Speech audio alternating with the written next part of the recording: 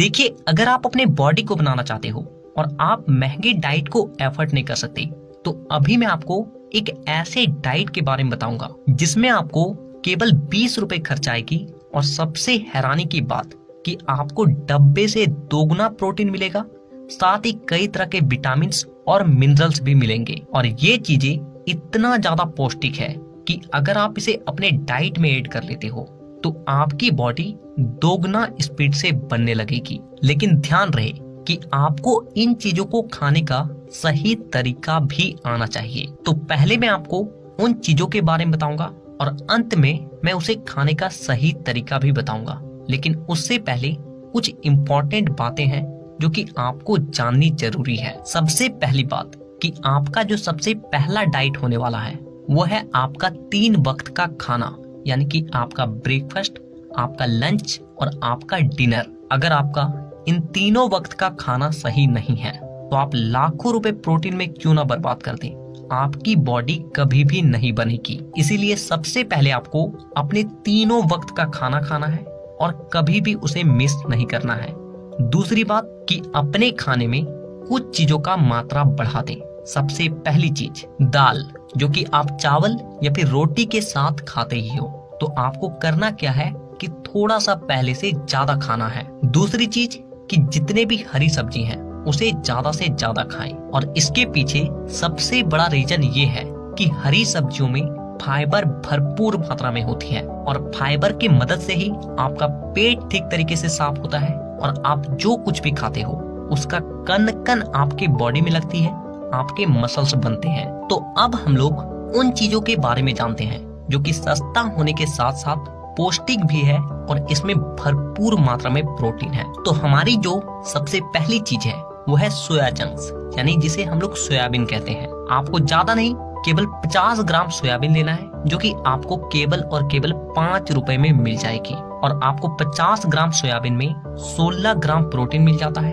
साथ ही इसमें फैट ना के बराबर होती है। तो इसे आपको खाना कैसे है वो ध्यान से समझिए। देखिए, आप सोयाबीन को हमेशा पोस्ट वर्कआउट में लें, यानी वर्कआउट करने के बाद आपको अच्छे तरीके से 50 ग्राम सोयाबीन को पानी में उबालना है और फिर उसे हल्के तेल और नमक के साथ फ्राई करना है, और नहीं तो आप केवल नमक डालकर भी उसे खा सकते हो। इसके बाद आपको जो दूसरी चीज लेनी है वो है 5 रुपए का कच्चा चना। वो भी आपको 5 रुपए में लगभग 50 ग्राम मिल जाएगी और आपको 50 ग्राम कच्चे चने में कम से कम 22 ग्राम प्रोटीन मिलता है और 12 ग्राम तक फाइबर मिल जाती है। यानी अभी तक आपने केवल 10 रुपए खर्च करा है और 16 और 22 यानी कि लगभग 38 ग्राम प्रोटीन आपको मिल चुकी है। तो देखिए, आपको कच्चे चने को किस तरीके से खाना है कि रात को सोने से पहले आपको अच्छे तरीके से उसे पानी में भिगोकर छोड़ देना है और सुबह ठीक तरीके से उसे चबा चबा कर खाना है। और दूसरी बात कि हमेशा छोटे दाने वाले कच्चे चने को ही खरीदें, क्योंकि उसमें प्रोटीन की मात्रा थोड़ा सा ज्यादा होती है। तो इनसे आपको प्रोटीन तो मिल जाएगी, लेकिन बॉडी बनाने के लिए एक बहुत ही इम्पोर्टेंट हार्मोन की नीड होती है और जिसे कहते हैं टेस्टोस्टेरोन। और इसी हार्मोन की वजह से किसी की बॉडी जल्दी बनने लगती है और किसी की बॉडी देर से बनती है।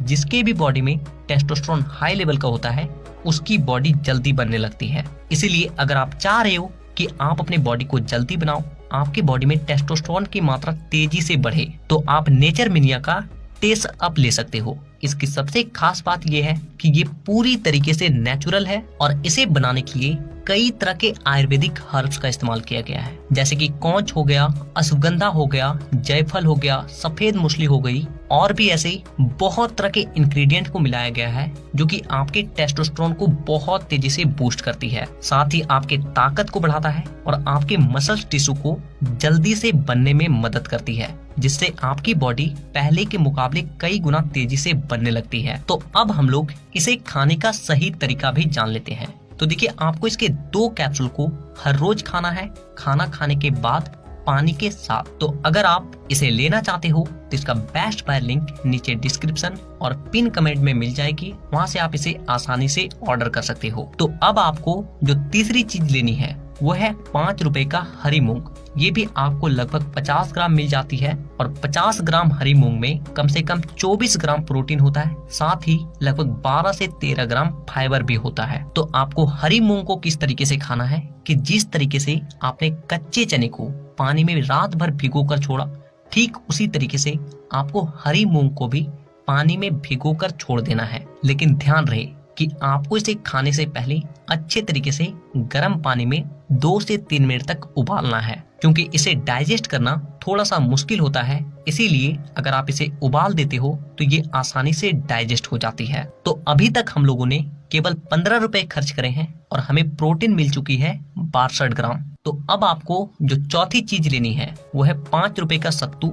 वो भी आपको लगभग 50 ग्राम मिल जाएगी और 50 ग्राम सत्तू में आपको लगभग 24 ग्राम प्रोटीन मिल जाती है, साथ ही आपको फाइबर भी मिलता है। तो अब आपको सत्तू को कब खाना है वो ध्यान से समझिए। तो इसे आप प्री वर्कआउट पे भी ले सकते हो, लेकिन ध्यान रहे कि 45 मिनट से आधा घंटा पहले ही लें। इसके अलावा आप इसे ब्रेकफास्ट से 1 से 1.5 घंटे बाद भी ले सकते हो। तो केवल हम लोगों ने 20 रुपए खर्च करके लगभग 86 ग्राम प्रोटीन को कंप्लीट करा है, जो कि प्रोटीन पाउडर से बहुत ज्यादा सस्ता है। आपको 1 स्पून प्रोटीन में लगभग 24 ग्राम प्रोटीन मिलती है और 1 स्पून प्रोटीन का कीमत लगभग 70 से 80 रुपए होता है। तो आप ये सोच सकते हो कि 70 से 80 ग्राम में कहाँ आपको 24 ग्राम प्रोटीन मिल रहा है और कहाँ केवल 20 रुपए में आपको 86 ग्राम प्रोटीन मिल रहा है। मैं ये नहीं कहता कि प्रोटीन पाउडर गलत है, लेकिन यहाँ पे उन लोगों के लिए प्रोटीन पाउडर बिल्कुल भी नहीं है जो कि शुरुआती समय में है, एक बिगिनर लेवल पे है,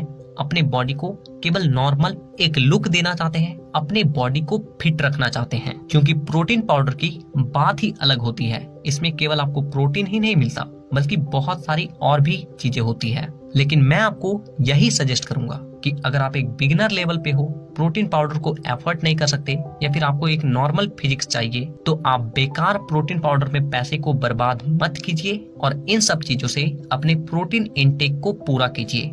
इनसे भी आप एक अच्छी खासी बॉडी बना सकते हो। वीडियो खत्म होने से पहले मैं आपको और एक इम्पोर्टेंट बात बता देता हूँ जो कि आपको बहुत ज्यादा हेल्प करेगी कि आप जो कुछ भी खाएं, आपको एक बात का ध्यान रखना है कि वो चीज आपके बॉडी में लग रही है या फिर नहीं, उसका पाचन ठीक तरीके से हो रहा है या फिर नहीं। क्योंकि जब तक वो चीज जो आप खा रहे हो वो ठीक तरीके से पचेगी नहीं, तब तक आपके बॉडी में वो लगेगी ही नहीं।